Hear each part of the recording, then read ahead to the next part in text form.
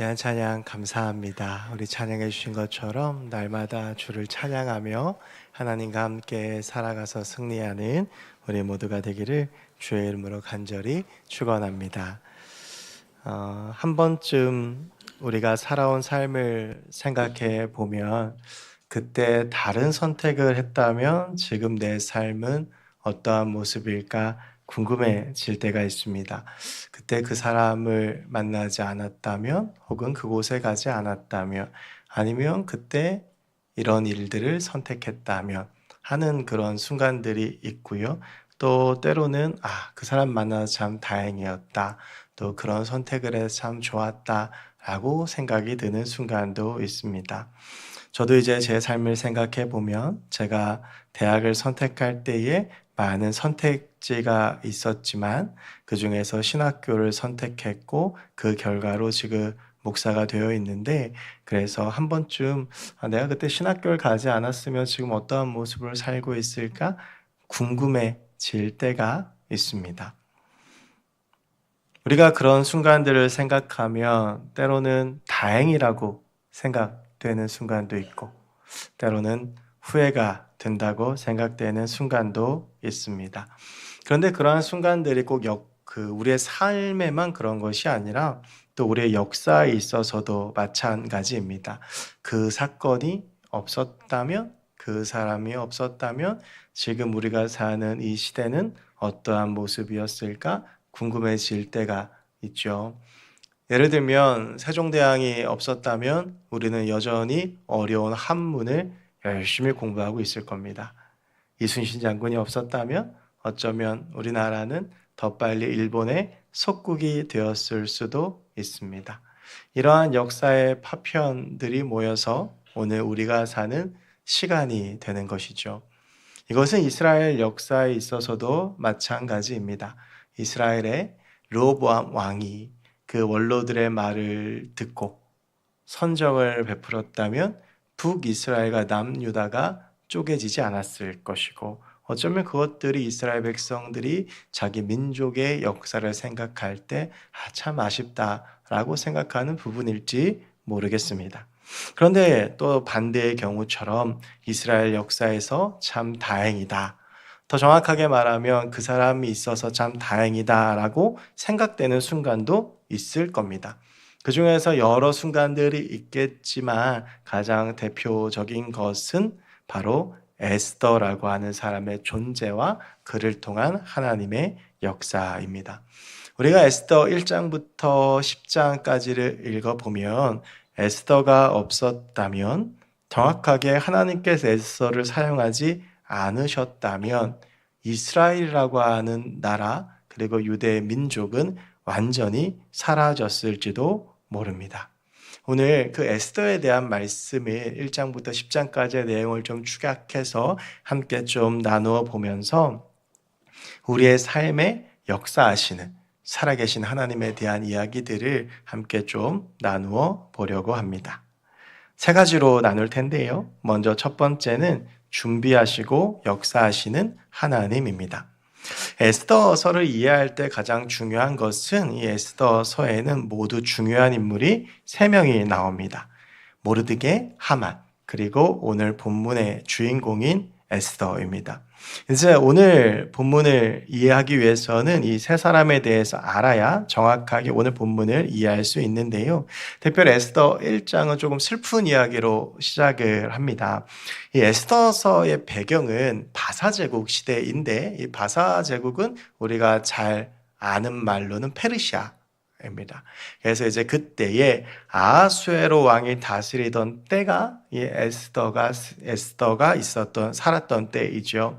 근데 이제 아하수에로라고 하는 이 이름은 성경에 나오는 이름이고 사실은 세계사에서는 크세스 1세라고 알려져 있습니다. 생소하시죠? 아마 세계사 공부를 웬만큼 열심히 해서는 좀 모르실 이름인데, 그런데 이 이름은 잘 몰라도 이 왕은 여러분들이 영화에서 한 번쯤은 보았을 왕입니다.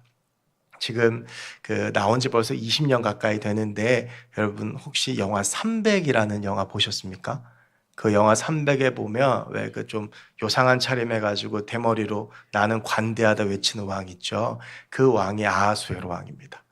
그래서 그 왕이 이제 크세르크세스 1세인데요. 이게 에스더의 남편입니다. 오늘 에스더 1장을 제가 슬픈 이야기로 시작한다라고 말씀을 드렸는데 1장은 그 아하수에로의 원래 왕후였던 와스디가 폐위되는 이야기로 시작을 합니다. 왕이 연애를 베풀었는데 아마 이 와스디가 굉장히 아름다웠던 것 같아요. 그래서 이 아하수에로가 이 와스디의 미모를 좀 자랑하고 싶어서 연애에 불렀는데 아마도 뭐 정확하게 이유는 기록되어 있지는 않지만 와스디가 그러한 왕의 부름에 모욕감을 느꼈는지 왕이 부르는데 그 자리에 나가지를 않습니다. 그래서 이제 아하수에로가 자기의 말을 듣지 않았다고 해서 와스디를 폐위를 시킵니다. 그리고 나서 새로운 왕비를 찾는데 그 왕비가 바로 에스더고 그 에스더의 사촌 오빠가 모르드게입니다. 이 둘은 유대인이었고 엄밀히 말하면 바사제국의 포로들이었죠. 남유다가 멸망할 때에 포로로 끌려와서 바벨론에 살다가 이 바벨론이 바사제국에 의해서 멸망하고 나서 그 바사제국에서 계속 살았기 때문에 유대인들은 상당히 낮은 지위와 위치였고 삶도 매우 어려웠습니다. 당연히 대우도 좋지 않았을 것이고요. 유대인이라고 밝히면 여러 가지로 불이익을 당하는 일들도 많았을 겁니다. 그래서 모르드게는 에스더에게 네가 유대인이라고 하는 것을 함구해라 라고 이야기를 합니다. 그렇게 에스더가 왕후가 된 후에 에스더 3장을 보면 또 다른 사람의 이름이 등장하는데 앞서 말씀드렸던 세 사람 중에 마지막인 하만입니다.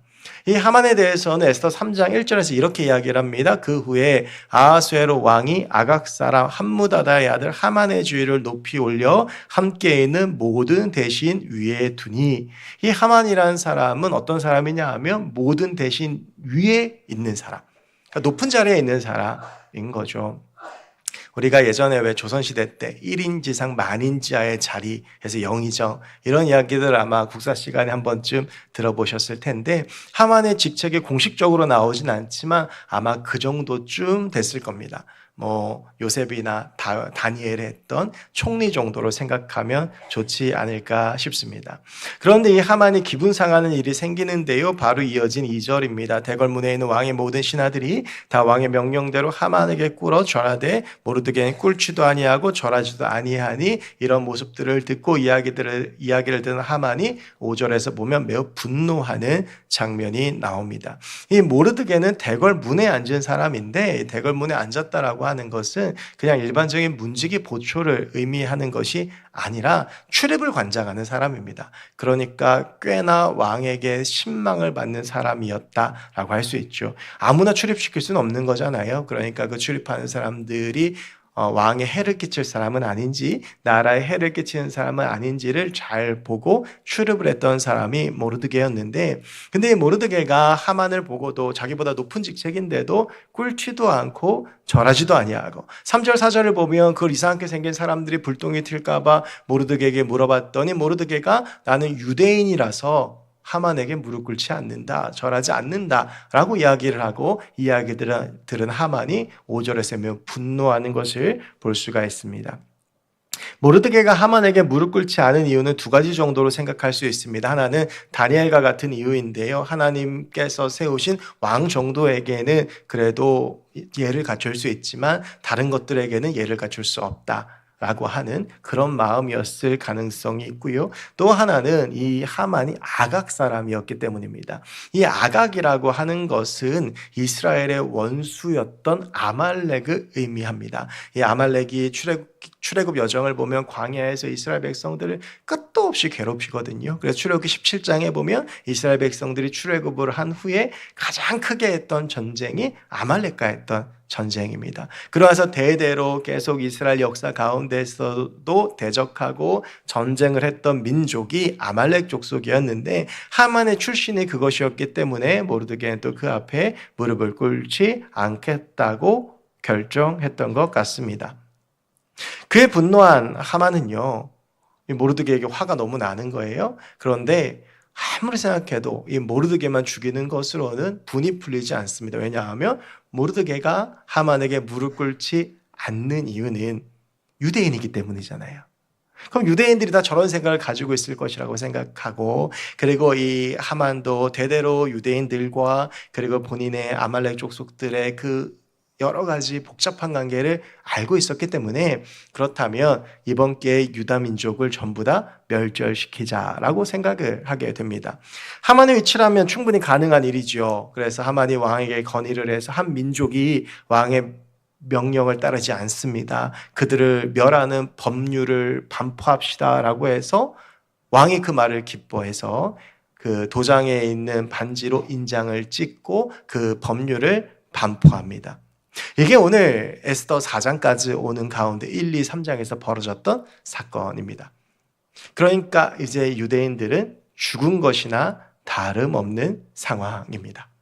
그런 가운데 오늘 1절을 보면 모르드게가 굵은 베옷을 입고 죄를 뒤집어 쓰고 성중에 나가서 대성통곡을 하고, 이 소식을 들은 유대인들이 함께 대성통곡을 하는 장면을 볼 수가 있습니다. 우리가 오늘 앞서 묵상기도 가운데 이야기했지만 베옷을 벗기고 기쁨을 채우신다라고 한 의미는, 이 굵은 베옷은요 억울한 일을 당했을 때 입는 옷입니다. 성경을 보면 내가 억울한 일을 당했을 때 굵은 베옷을 입고 왕이나 사람들 앞에 나아가서 내 억울함을 호소하는 것, 내가 이토록 억울한 일을 당했다라고 이야기하는 것이 바로 이 굵은 베옷을 입을 때인데요. 이 모르드게는 굵은 베옷을 입고 죄를 뒤집어 쓰고 통곡을 하면서 성 가운데 있습니다. 자신의 사촌 오빠가 그렇게 있다는 이야기를 들은 에스더는 매우 난감했고 곤란했고 걱정도 됐습니다. 그래서 이 모르드게에게 갈아입을 옷을 보내면서 그만하라라고 이야기를 하는데, 모르드게는 그 옷을 받지 않습니다. 그리고 그것을 전해주는 네시 하닥에게 이렇게 말을 하는데요. 오늘 본문 8절입니다. 우리 오늘 본문 8절은 같이 한번 읽어보겠습니다. 시작. 또 유다인을 진멸하라고 수상궁에서 내린 조서 초본을 하닥에게 주어 에스더에게 보여 알게 하고, 또 그에게 부탁하여 왕에게 나아가서 그 앞에서 자기 민족을 위하여 간절히 구하라 하니 아멘. 이제 모르드게가 이런 이야기를 하는 거예요. 네가 왕이니까 네가 왕에게 나아가서 그 앞에서 자기 민족, 우리 유대인을 위해서 간절히 구해라, 살려달라고 해라. 이제 이렇게 이야기를 하는 것이죠. 그런데 이 명령이 에스더의 입장에서는 매우 부담되고 두려운 명령이었습니다. 따르기 어려운 것이었죠. 그 이유가 이제 11절에 나오는데요. 우리 11절 말씀 같이 한번 읽어볼까요? 시작. 왕의 신하들과 왕의 각 지방 백성이 다 알거니와 남녀를 막론하고 부름을 받지 아니하고 안뜰에 들어가서 왕에게 나가면 오직 죽이는 법이요 왕이 그 자에게 금규를 내밀어라 살 것이라. 이제 내가 부름을 입어 왕에게 나가지 못한 지가 이미 30일이라 하라 하니라. 아멘. 쉽게 말하면 이런 겁니다. 그 당시의 법도로 왕이 불러야만 왕 앞에 나아갈 수 있습니다. 당연하지 않겠습니까? 왕의 보안도 있고 안전도 있고 그런 게 있으니까 아무나 그 앞에 갈 수는 없죠. 그래서 왕이 불러야만 갈 수 있고 필요할 때만 왕을 접견할 수 있는데, 문제는 에스더를 왕이 찾은 지가 30일이 됐다라고 하는 거예요. 30일 동안 아내를 찾지 않습니다. 그 말은 무엇입니까? 마음이 떠난 겁니다. 근데 그런 떠난 마음인 사람한테 멋대로 나아가면 살 수가 없죠. 여러분, 와스디가 왜 폐위를 당했습니까? 왕의 심기를 건드려서입니다.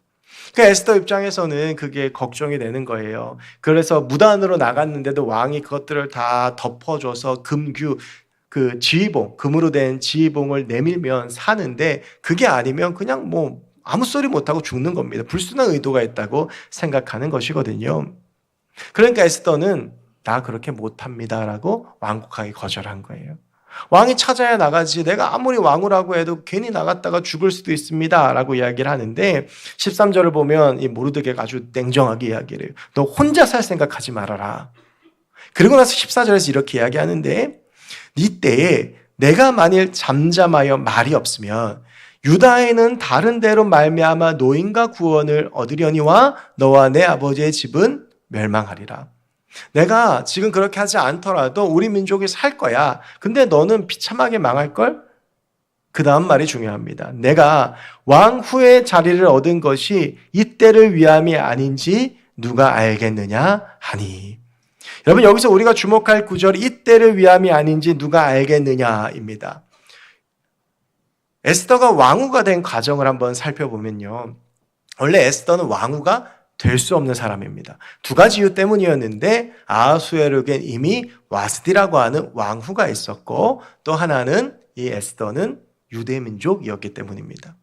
일단은 두 가지 조건이 맞아야 돼요. 와스디가 그 자리를 비워야지 기회가 생기고요. 기회가 생긴 다음에 여러분 생각해 보십시오. 그 당시에 고대 근동에서 가장 넓은 땅을 다스리고 있던 바사 제국의 왕후가 되는 자리인데 얼마나 많은 사람들이 되고 싶어 했겠습니까? 아마 난다긴다 하는 모든 가문 또 모든 족속에서 정말 최고의 사람들만이 왕후가 되겠다고 손들지 않았겠어요?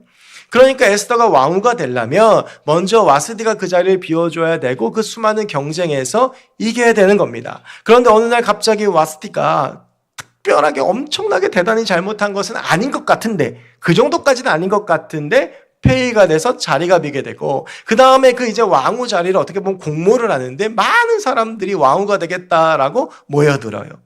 그 중에서는 집안이 좋은 사람도 있었을 거고 외모가 특출난 사람도 있었을 거고 여러 훌륭한 여성들이 모였을 텐데 에스더는 자랑할 만한 게 별로 없어요.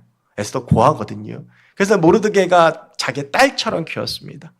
유대 민족이니까 뭐 재산도 별로 없었을 거고 대우도 보잘것 없었을 겁니다. 그런데 이 모든 업무를 주관했던 사람이 헤게라고 하는 관리인데 이 헤게가 그 모든 모인 사람들 중에 유독 에스더가 그 눈에 들어옵니다.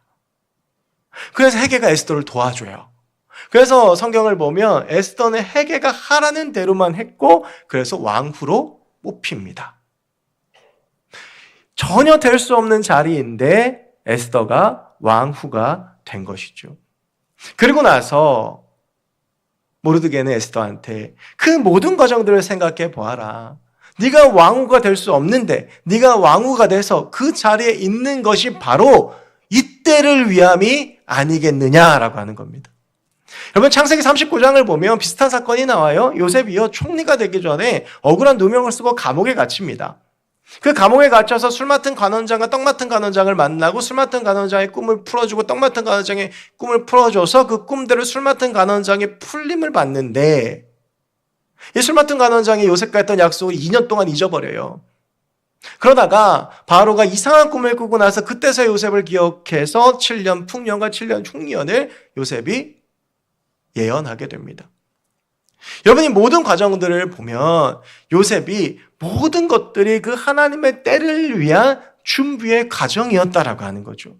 형들이 그를 버렸기 때문에 요셉은 애굽으로 왔고 그 애굽에서 보디발의 집에 가서 가정총무를 인정받으며 살았지만 누명을 썼는데 그렇기 때문에 감옥에 들어갔고 그 감옥에 들어갔기 때문에 술 맡은 관원장을 만났고 그 술 맡은 관원장을 만났기 때문에 요셉이 총리까지 오를 수 있었던 겁니다. 그 요셉의 발걸음 한 걸음 한 걸음이 바로 하나님께서 그를 준비하시고 예비하신 과정이었고 그래서 이번 주 암송 구절이지만 요셉이 형들을 만나서 당신들이 나를 이곳으로 보낸 것이 아니라 하나님께서 나를 이곳에 보내셨다라고 선포하고 있는 것이죠. 여러분 에스더가 걸어온 모든 그 걸음들이 에스더가 왕후가 된 것은 바로 이때 하나님의 때를 위해서 하나님이 준비하시고 예비하셨기 때문입니다. 하나님은 준비하시고 예비하시고 역사하는 분이십니다.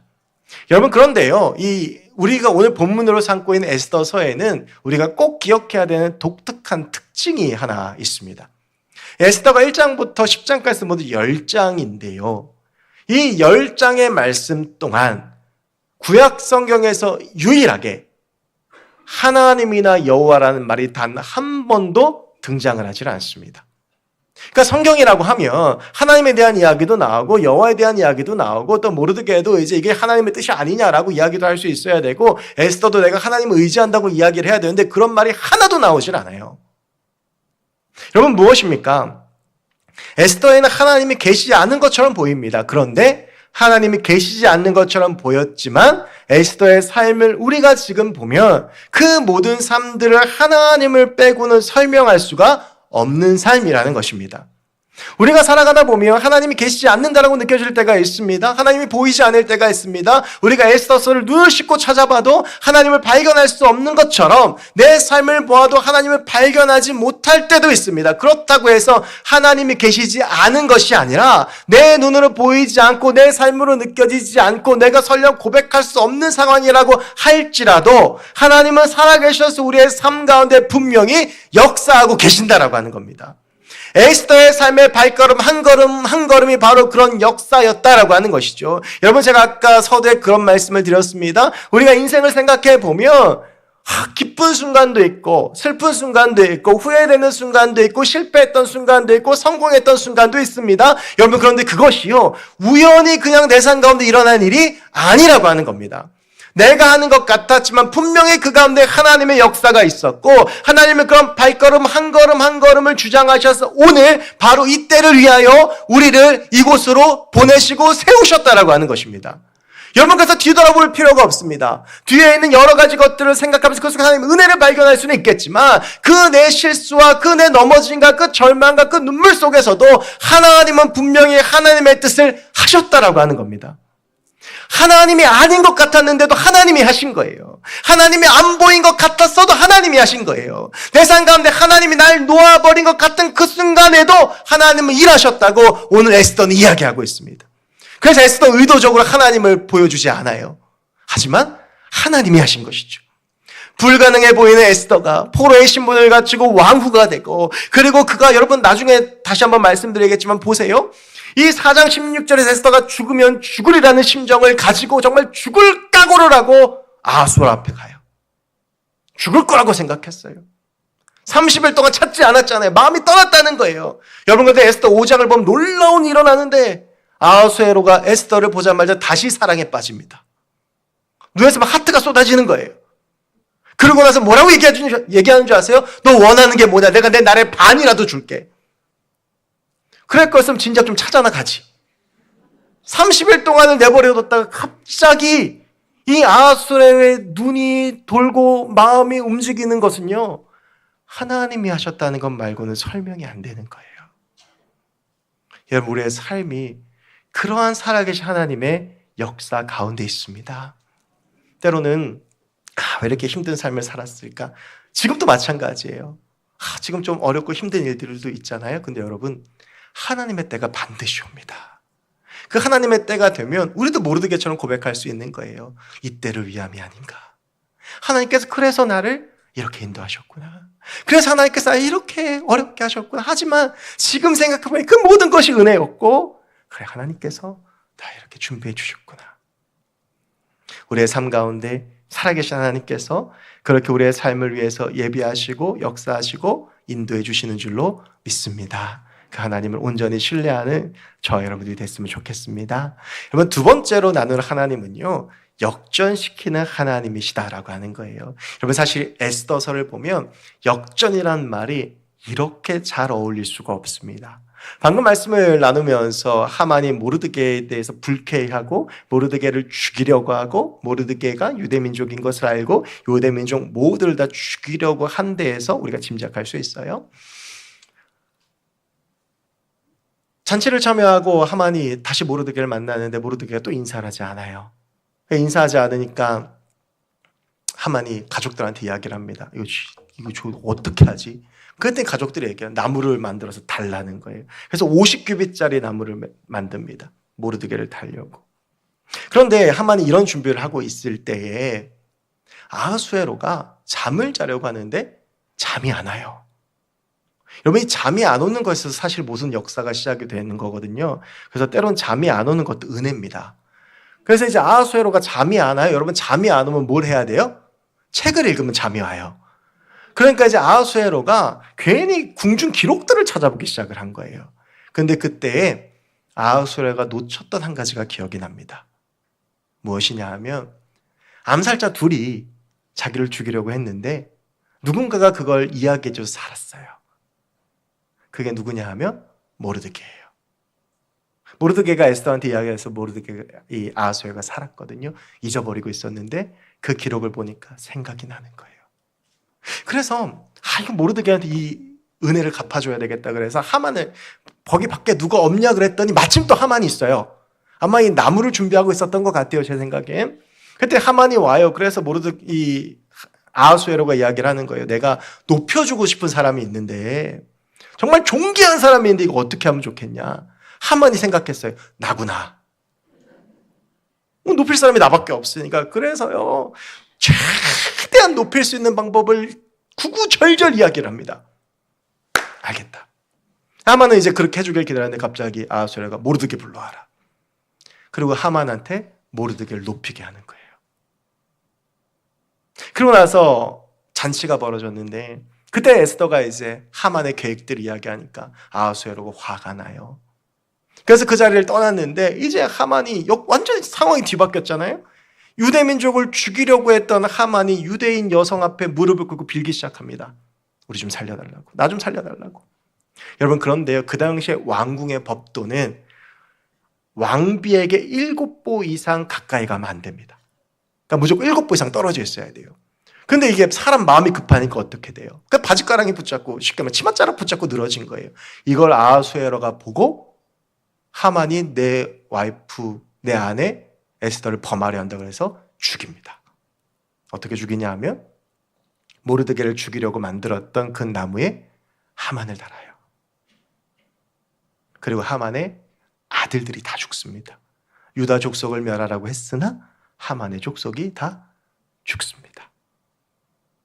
여러분, 에스더 4장이 시작할 때 어떻게 시작했는지 기억하시죠? 모르드게가 굵은 베옷을 입고 슬피 울면서 죄를 뒤집어 쓰고 에스더한테 우리 좀 살려달라고 대성통곡했는데 7장 10절이 어떻게 끝나냐 하면 하만이 나무에 매달리는 것으로 끝이 납니다. 하나님께서 모르드게와 에스더를 통해서 역전의 역사를 허락해 주신 것입니다. 사랑하는 성도 여러분, 우리 하나님은 역전의 하나님이십니다. 여러분, 오늘 성경을 보면요, 하나님께서 어떻게 하셨다 나오지 않습니다. 하나님께서 어떻게 일하셨다 나오지 않습니다. 그런데요, 하나님이 하신 겁니다. 하나님이 하셔서 모르드게를 세우시고 하만을 낮추신 거예요. 여러분, 저 오늘 본문을 묵상하면서 다니엘이 계속 생각났습니다. 다니엘 6장에 보면 다니엘이 사람들의 모함을 봐서 사자굴에 들어가요. 끝난 것처럼 보였어요. 그런데 하나님께서 그 사자굴 다니엘을 건져주세요. 그리고 나서 다니엘은 모함했더니 사자굴에 들어가서 모두가 다 죽음을 맞이합니다. 모르드게 역시 마찬가지입니다. 하만에게 머리를 숙이지 않고 다니엘처럼 뜻을 정하여 하나님 앞에 서 있자 하나님은 그 인생을 기억하시고 역전의 역사를 모르드게에게 허락하신 겁니다. 세상적으로 보면 하만을 이길 방법이 없습니다. 이건 무조건 하만이 이기는 전쟁입니다. 이건 하만이 이겨야만 하는 겁니다. 그런데 하나님이 하만을 쓰러뜨리시고 모르드게를 세워주신 겁니다. 여러분, 지금 내 인생이 초라하다고 슬퍼할 필요가 없습니다. 내 인생이 고난하다고 눈물 지을 필요도 없습니다. 지금 내가 힘들어서 절망할 필요도 없습니다. 왜냐하면 오늘 에스더 말씀처럼 하나님이 보이지 않지만, 하나님을 볼 수 없지만, 하나님의 뜻을 다 알 수도 없지만, 하나님의 음성도 들리지 않지만, 하지만 에스더와 모르드게 유다 민족에 그러셨던 것처럼 하나님은 여전히 우리의 삶 가운데 역사하시기 때문입니다. 여전히 하나님은 살아계셔서 우리의 삶 가운데 역사하시고 여전히 우리를 붙잡아 주시고 여전히 보이지 않지만 나의 발걸음을 인도하셔서 부족하고 연약한 나이지만 내가 하나님을 바라볼 때 나를 승리하게 하시고 이기게 하시는 역전의 하나님이 바로 우리 하나님이시기 때문에 그렇습니다. 여러분, 지금 있는 그 삶의 자리에서 우리가 일어나기를 원합니다. 그 눈물을 닦고 그 절망 가운데서 일어나서 하나님께서 해주실 것을 믿으며 반드시 내 초라함을 바꾸셔서 세워주시고 반드시 역전시켜주시고 승리하게 하실 그 하나님 바라보며 나아간다면 모르드게에게 일어났던 그 놀라운 역사가 하만에게 그 꼬꾸라뜨리면서 에스더와 모르드게를 세우셨던 그 하나님의 역사가 오늘 저 여러분의 삶 가운데에도 일어나게 될 줄로 믿습니다. 여러분, 세 번째로 마지막으로 하나님은 나라와 민족 그리고 교회를 살리신 하나님이십니다. 사실 이것이 에스더에서 가장 중요한 주제입니다. 에스더 9장에 불임절이라는 절기가 나오는데요, 하만의 손에 멸절될 뻔했던 이스라엘이 구원을 얻은 것을 기뻐하는 절기입니다. 오늘 본문에서 에스더는 아하수아로 앞에 나아가는 것을 두려워합니다. 왔을 때 이가 어떻게 폐해되었는지를 알기 때문이죠. 더군다나 아까도 우리가 함께 나누었지만 왕이 찾지 않은 지가 30일이나 되었다는 것은 왕의 마음이 에스더를 떠났다라는 의미입니다. 당연히 두렵겠죠. 그러나 에스더는 거듭된 모르드게의 요청에 이렇게 고백합니다. 에스더서에서 가장 유명한 말씀인데요. 우리 16절 말씀 같이 한번 읽어볼까요? 16절입니다. 시작.